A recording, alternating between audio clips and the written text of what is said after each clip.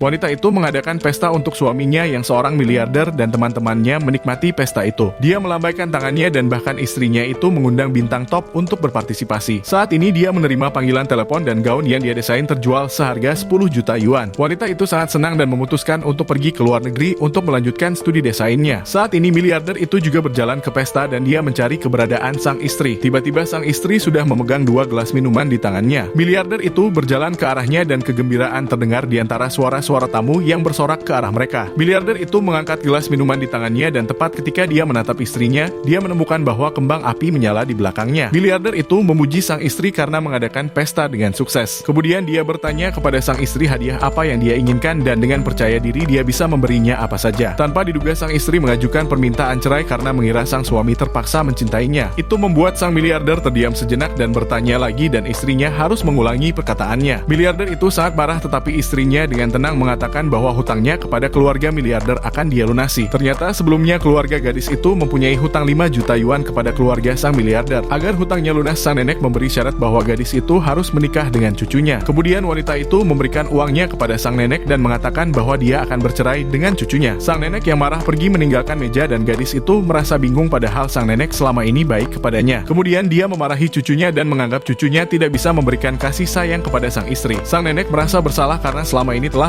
mengurung sang gadis di rumah itu hingga akhirnya gadis itu pun pergi dari rumah. Setelah kepergian istrinya, miliarder itu merasa kesepian dan menyadari bahwa ternyata dia benar-benar mencintai istrinya. Kemudian dia mengutus seseorang dengan memberikan bunga yang banyak kepada sang istri dan bermaksud untuk mengajaknya kembali. Istrinya sangat senang ternyata pria itu benar-benar mencintainya hingga akhirnya mereka hidup bersama.